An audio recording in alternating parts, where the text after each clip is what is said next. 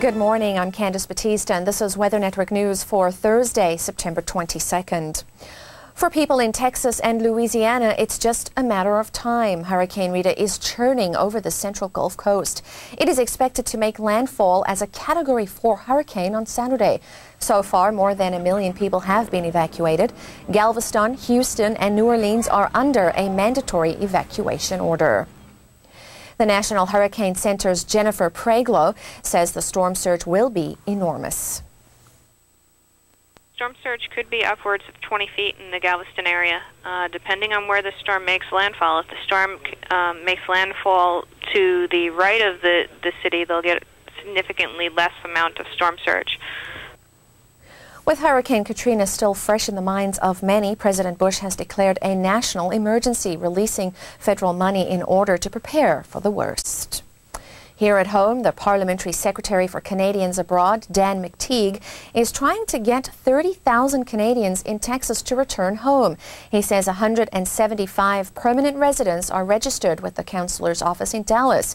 If anyone knows the locations of Canadians in Texas, they are to call 1-800-387-3124 to report their whereabouts. Canadians aren't the only ones leaving the state in Rita's path. People working in oil rigs across the Gulf have been evacuated.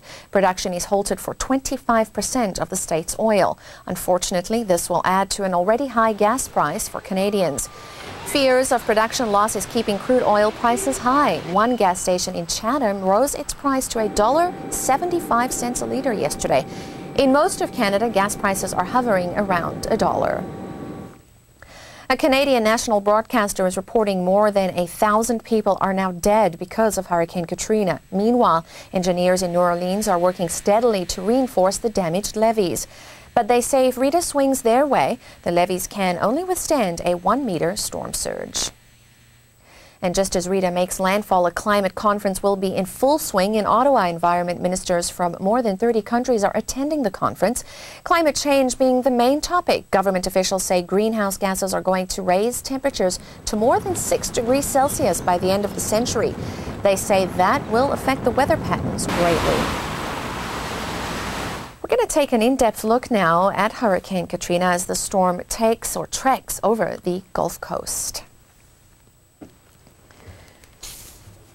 This is a look at the eye of Hurricane Katrina. This is a look at cloud tops. Now, cloud tops are a good indication as to how severe a storm actually is. It is not actually over land just yet, but they're expecting, or officials are expecting, that once Category 5 hurricane hits the region, goes over warm waters, the temperatures need to be above 27 degrees, and they're about 31 degrees in the Gulf of Mexico. So a really good way to keep the energy going. The most places, or the places where they're most concerned about, really extend from Brownsville over to Corpus Christi, Galveston, and then even into New Orleans.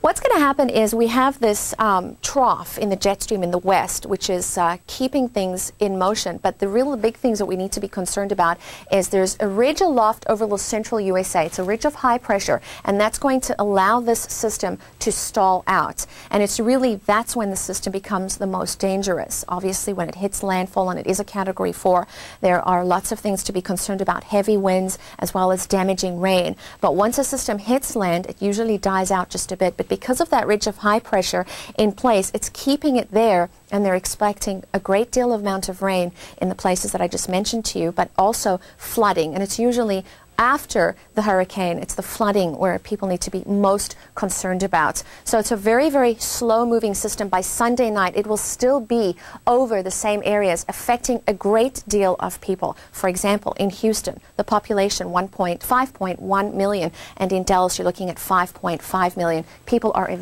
already evacuating these areas. Stay with us. We will be right back. It's emergency.